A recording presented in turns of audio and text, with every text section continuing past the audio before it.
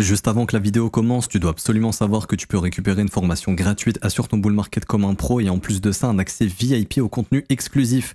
Défile dans la description de cette vidéo, clique sur le premier lien juste ici, clique sur obtenir gratuitement, remplis ce formulaire, trade sur notre plateforme partenaire BitGet et obtiens le contenu VIP qui te permettra de trader à mes côtés en suivant mes stratégies et un accès VIP sur mon Discord. Également, tu recevras automatiquement mon top 5 altcoin pour 2024. Tu peux retrouver une vidéo qui t'explique tout dans la description. Juste ici, bon visionnage. Bonjour à tous, j'espère que vous allez bien. On se retrouve pour le brief du mercredi 22 mai 2024. On se fera un point Bitcoin, Ethereum et vous avez choisi en commentaire d'analyser AAV. On va analyser ça aujourd'hui. Je remets du coup en jeu FTM contre VeChain. C'est à vous de décider entre VET et FTM. Le commentaire qui reviendra le plus gagnera l'analyse pour demain. Alors du coup, le Bitcoin qui entame une petite phase de pullback. On en avait parlé, on était sur un niveau qui était quand même assez important. Ici, c'est normal de voir le prix ralentir. Et on avait parlé justement d'un retour potentiel dans cette zone ici. Donc, dans l'imbalance qui a été créé, on en avait parlé. Hier, elle n'était pas encore là puisqu'on devait attendre la clôture de la bougie d'hier pour qu'elle puisse justement se former. Et cette imbalance est ici. C'est une zone que le marché va probablement combler, partiellement ou totalement, mais en tout cas le marché va probablement faire un petit tour dans cette zone aujourd'hui, je pense, parce que demain ça risque d'être assez volatile, vu qu'on aura le refus ou l'approbation des ETF Ethereum. Et également, n'oubliez pas, ce soir, heure de Paris, à 20 h, nous avons le FOMC Meeting Minutes. Donc voilà, les marchés vont être un petit peu nerveux en fin de session, ce qui est tout à fait normal, puisque voilà, on aura le FOMC, donc les algos vont bouger dans tous les sens. Donc faites attention. Et jeudi, on aura les chiffres du chômage, mais ça c'est comme tous les jeudis à 14 h 30. Donc cette session aussi pourrait être aussi un petit peu mouvementée. Pas plus de choses à dire à ce niveau-là, ok. Pour moi, l'objectif serait simplement de venir combler cette imbalance, totalement ou partiellement, je n'en sais rien, mais en tout cas de venir récupérer le plus bas d'hier, qui est aux environs des 69 152 $. Donc ça, on le verra mieux en 15 minutes. TradingView bug ce matin, je ne sais pas pourquoi. Juste ici, voilà, notre low daily qu'on risque de chasser probablement dans la journée pour aller justement chercher ce morceau d'imbalance daily. Et quand on zoome un petit peu, on vient en horaire, on voit qu'ici on n'a plus grand chose, on a déjà des imbalances qui ont été traités. Donc les niveaux intéressants seraient peut-être entre 67 900, 67 000, donc c'est dans l'imbalance daily juste ici. Et en fait ça permettrait aussi de faire le pullback de ces niveaux qui ont été cassés, donc simplement pullback pour faire une continuation éventuelle. Bien sûr maintenant on est un peu lié au fondamental, enfin plus que jamais, parce que demain on aura soit un événement très positif, soit un événement négatif. Si c'est une approbation, je pense pas que ce soit pricé totalement, honnêtement, parce que je pense que le marché doute encore un petit peu. Donc si demain on a une approbation, ça pourrait être une journée assez belle qui irait chercher les prochaines zones de liquidité, c'est-à-dire au-dessus des 72 000, donc notre high daily ici, et bien sûr un nouvel ATH au-dessus des 74 000 $. Je parle beaucoup de Bitcoin au niveau de l'approbation des ETF Ethereum, mais après on ira sur Ethereum, ne vous inquiétez pas.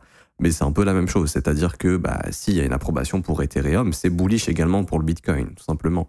Parce que le Bitcoin est un peu le maître du marché et tout ce qui est positif pour l'environnement crypto l'est aussi pour le BTC. Donc pas plus de choses à dire pour Bitcoin, sur le Bitcoin ce matin. Surveillez bien cette zone de pullback. Pour moi, c'est vraiment une zone qui risque d'être retravaillée pour ensuite aller chercher un petit peu plus haut. Je regarde sur des unités de temps court terme, est-ce qu'on aurait raté quelque chose?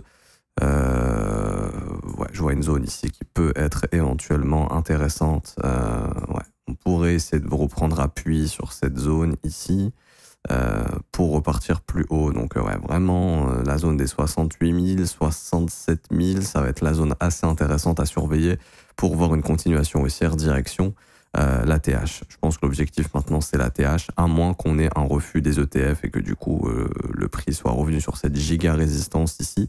Mais ouais, si on a des ETF, je pense qu'on va juste prendre appui aujourd'hui sur ces niveaux et demain on risque d'avoir une journée haussière en cas d'approbation qui ira déclencher l'ATH. C'est un peu ma vision des choses actuellement. J'ai pas plus de choses à dire, même en H4 ici, hein, je vois la zone personnellement très intéressante. Ouais, c'est toujours le même niveau à chaque fois, 67,5, 68 000, voilà. Cette imbalance H4 est parfaite. H4, pour moi, on trouve la zone parfaite. On trouve l'imbalance qui a déclenché la cassure des sommets précédents ici. Donc pour moi, ouais, c'est vraiment cette zone. 67 500, 68 000. Voilà, ça va vraiment être la zone intéressante, je pense, pour voir une continuation comme ceci, pour aller chercher un nouvel ATH, sauf si, comme je le dis, il n'y a pas d'approbation des ETF. Et concernant ETH hier, il a poussé un petit peu. Il a essayé de pousser pendant que Bitcoin était en train de consolider, voire de retracer. On est venu chercher la zone ici, hein, des 3800, on en avait parlé. Non, quoique ça, je l'ai identifié plus tard. Personnellement, c'était un high daily ici, donc pas besoin, hop, on s'en fout. Surtout, le prix est venu chercher, voilà, c'est ça dont je voulais parler, ce sommet ici, là, des 3731, et le prix est en train de consolider. En attendant, je pense, une approbation ou un refus. Maintenant, en termes de niveau de pullback pour ETH, je le trouve quand même assez fort actuellement. Maintenant, c'est vrai qu'il y a quand même une zone de stop assez intéressante qui est en train de se former ici, sous les 3612 $. Voilà, je pense qu'en amont de l'approbation, ça pourrait être intéressant de ranger, de d'abord piéger les acheteurs pour faire la continuation haussière. Donc le prix peut consolider aujourd'hui, laisser ses sommets intacts, ça on va supprimer. Hop, on va laisser ses sommets intacts ici. Comme ça, le prix va tout simplement consolider. On accumule les sommets et en amont de l'approbation, si on a une, d'abord on chasse les acheteurs et ensuite là on va déclencher un mouvement de continuation. C'est assez basique comme mouvement. Voilà, c'est juste en fait venir chasser les lots qui se forment ici dans l'imbalance H4 pour ensuite faire la continuation. C'est un peu ma vision des choses actuellement. Personnellement, je verrai aussi une zone assez intéressante ici, éventuellement. Hop. Donc ouais, vraiment 3550, 3510. Après, je sais pas si Ether a le jus nécessaire pour retourner ici, parce que là, il me semble avoir un momentum assez fort, pour être honnête. Mais ouais, en théorie, je verrais cette zone quand même assez intéressante avec éventuellement, voilà, petite chasse au stop ici, sous les 3600 $, et ensuite la continuation haussière qui nous ramènera probablement sur de nouveaux sommets. S'il y a une approbation, bah, l'objectif en cas d'approbation, c'est la dernière zone ici, c'est le sommet des 4098 $, donc très vite retourne au-dessus des 4100 $, ça me semblerait être un objectif en cas d'approbation, parce que bah, tout le monde va acheter probablement, donc on va avoir un excès d'achat en fait, donc il y aura un problème de liquidité, et la zone où le marché va trouver de la contrepartie pour freiner un peu le mouvement, ça va être au-dessus des sommets. Je vois plus rien ici en fait à retravailler, donc si jamais il y a une approbation et que c'est un buy de news, très vite le prix va se retrouver aux 4100 $, les prochaines zones en fait. Voilà, pas plus de choses à dire pour Ethereum non plus, on a fait le point hier, donc maintenant il faut être patient, il faut attendre les catalyseurs, et bah, éventuellement peut-être des petites zones ici de retest, donc 3600 sur Ethereum pour chasser quelques creux, et sur Bitcoin les 67 000, 68 000 $ éventuellement. La petite imbalance daily qu'on a indiqué qui va être une zone assez intéressante pour essayer d'initier un mouvement de continuation à la hausse tout en retestant les sommets ici qui ont été briqués. Alors, et pour finir, alors AAV, s'il veut bien charger, nickel. Alors AAV pour moi elle est dans une énorme zone de consolidation. Ici, on a déjà parlé depuis très très longtemps. On voit qu'on a essayé de breaker, on n'a pas réussi, donc on reste en fait dans cet énorme range dans lequel on est bloqué quand même depuis 2022, donc ça fait quand même assez longtemps. À un moment donné, il faudra breaker ça. Le fait qu'on soit venu chasser tous les stops au nord, c'est pas la meilleure chose qui a été faite, ça je l'avais déjà expliqué. Ça ici, techniquement, ça pouvait être une zone de retournement et ça l'a été. Maintenant, on est revenu chercher une zone de prix intéressante, ça j'en avais parlé. Ici, vous voyez, tous les stops ont été récupérés, tous les stops sous cette consolidation.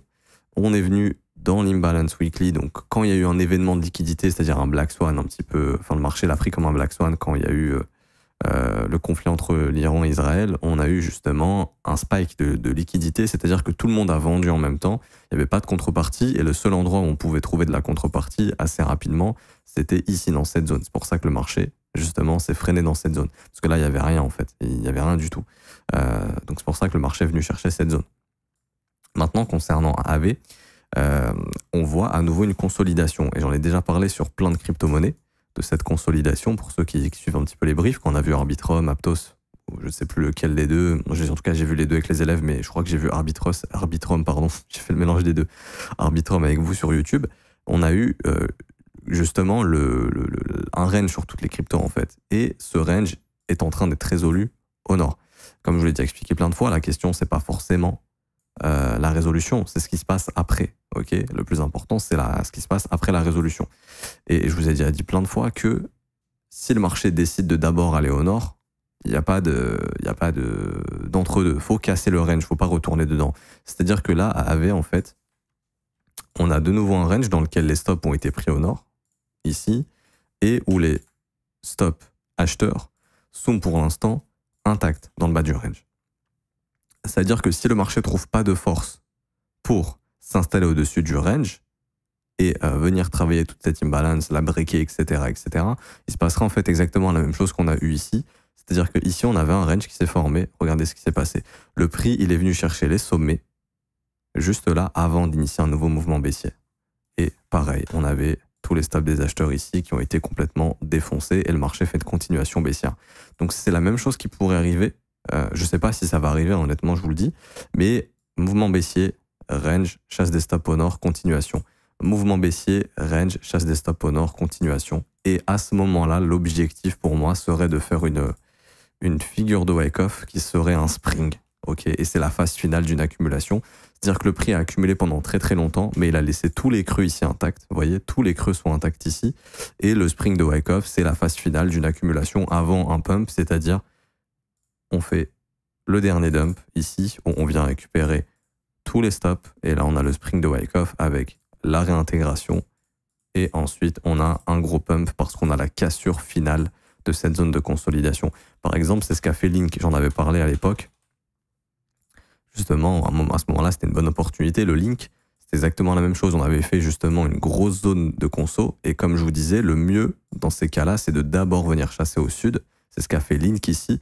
On est venu chasser au sud. Donc ça, c'est ce qu'on appelle le spring de Wyckoff. Ensuite, la réintégration, le retest du support ici et là, la phase haussière. Donc, AAV pourrait être ici éventuellement avant un dernier gros stress qui lui permettra d'aller chercher plus bas. Ça, c'est pas donné, enfin, c'est pas gagné, ok?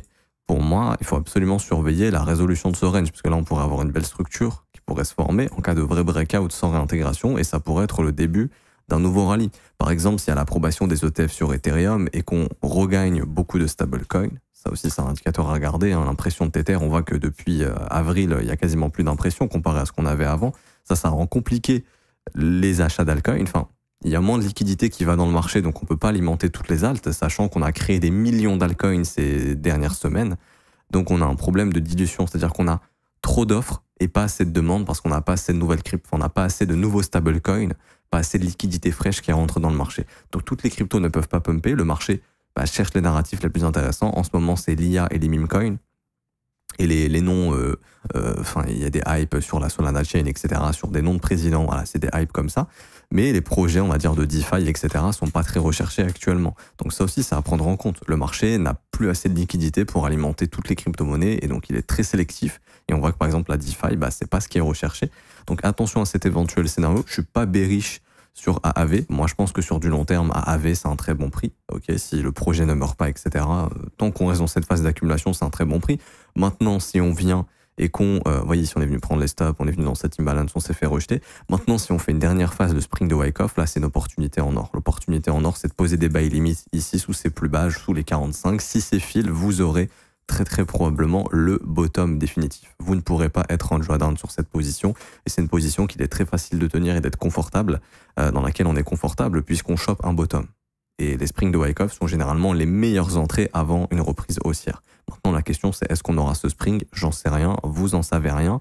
Ça peut être intéressant d'acheter du AAV ici si ça vous intéresse, les prix sont bons, de garder du cash et de se dire, ok, bon, il y a un monde dans lequel, je sais pas, cet été, il se passe quelque chose, où le TF, il est refusé, il y a un Black Swan sur le marché, là, demain, et on se retrouve avec une bougie rouge comme ça, parce que là, il y a zéro contrepartie jusqu'à 67 $. D'ailleurs, oui, si le TF est refusé, attendez-vous à ce que plein d'alts fassent des chutes de 25 à 30%, parce qu'elles iront chercher les lows du range. Parce que là, la seule contrepartie possible sur AAV, c'est cette imbalance qui vient d'être créée, cette inefficience ici, mais elle est trop proche du prix. Donc ça m'étonnerait que sur un refus de TF, si jamais on price ça comme un Black Swan où tout le monde vend en même temps, je doute honnêtement que le prix s'arrête là. Je pense que le prix ira chercher les plus bas. Maintenant, on va partir du principe que le TF risque d'être approuvé, parce que ça a pas mal bougé et ça semble être assez positif. Et à ce moment-là, le marché confirme le breakout, c'est-à-dire que le marché confirme cette inefficience, il la comble un peu et puis on confirme le breakout et voilà, on sort du range et tout va bien et le marché repart à la hausse parce qu'on a les ETF, parce qu'il y aura du Tether qui va être réimprimé, parce que ça va attirer de nouveaux investisseurs, etc. Ça, c'est le scénario le plus probable d'un point de vue fondamental, c'est-à-dire approbation de l'ETF et puis des vraies cassures de range avec des vraies reprises haussières. Maintenant, il y a un monde dans lequel le prix est juste venu chasser les stops et attention à une éventuelle dernière chute, au moins jusqu'à $70, $68 sous les lows ici, et puis éventuellement sur un spring de wake-off. Mais bon, ce qu'il faut comprendre, c'est que c'est une phase d'accumulation, que le marché est plat et qu'on risque dans les mois à venir, qu'il y ait un spring ou non, d'avoir probablement une nouvelle phase haussière. Et ça, c'est ce qu'il faut retenir. Donc le prix est bon ici. Comme je dis, ça peut valoir le coup d'acheter là, de garder un peu de cash si on vient là, parce que là, ça serait une opportunité en or. Si on n'y vient pas, c'est pas grave, parce que dans tous les cas, ça, c'était un très bon prix. Je m'arrête ici pour aujourd'hui, j'espère que ça vous aura plu. Si c'est le cas, n'hésitez pas à laisser un pouce bleu, vous abonner si ce n'est pas déjà fait. Également, hier, je vous ai parlé du tournoi KCGI, organisé par Bitget. Donc c'est bien 5 millions de dollars à gagner. Les inscriptions vont commencer vendredi, donc j'avais pas fait attention, mais ça commencera vendredi. Donc vous inquiétez pas, c'est normal si vous n'avez pas pu vous inscrire, ça commencera vendredi. Et pour ceux qui veulent rejoindre la formation gratuite et le VIP 100% gratuitement, vous allez en commentaire épinglé, il y a un lien qui vous attend, tous les liens utiles concernant mon contenu. Vous cliquez sur ce lien, ça va vous ouvrir cette page ici. Donc vous pouvez vous inscrire sur Bitget si vous voulez rejoindre le KCGI. Vous avez également la formation, donc là vous cliquez sur ce lien, hop, ça vous ouvre notre site web pour obtenir la formation gratuite. Donc vous avez juste à remplir ce formulaire, il y en a pour 2 minutes. Pour ceux qui veulent rejoindre le VIP et vous former à nos côtés gratuitement, vous avez une vidéo qui vous explique absolument tout. Comment rejoindre le VIP gratuitement. En 10 minutes, c'est plié, vous avez regardé et après, il n'y a plus qu'à appliquer pour rejoindre le VIP sans payer, c'est 100% gratuit. Le VIP, c'est du contenu sur le Discord, c'est des market reviews quasiment quotidiennes. On vous aide dans vos setups, on vous montre des setups que vous pouvez appliquer, vous pouvez vous entraîner, on vous montre des concepts de trading, etc. Et après, il n'y a plus qu'à s'entraîner et à appliquer, ok? Et pour ceux qui veulent rejoindre l'école et se former à mes côtés, donc ça, c'est rejoindre mon école de trading, c'est des briefs quotidiens tous les jours, c'est un suivi quotidien en direct tous les jours, mais disponible en rediffusion. En revanche, c'est un abonnement qui est payant, ça commence à partir de 49 € par mois, c'est sans engagement, vous pouvez annuler le renouvellement quand vous le souhaitez, vous pouvez essayer un mois et arrêter, et si ça vous plaît, vous pouvez partir sur des abonnements plus long terme qui justement sont moins chers, comme l'abonnement 12 mois, on a 36% de réduction comparé à l'abonnement mensuel. Et en plus de ça, il y a une formation de 19 heures qui vous est offerte, où vous allez apprendre tout ce dont vous aurez besoin. Tout est dispo en barre d'infos ou en commentaire épinglé. Je m'arrête ici, bonne journée à tous, on se retrouve demain. Ciao, ciao.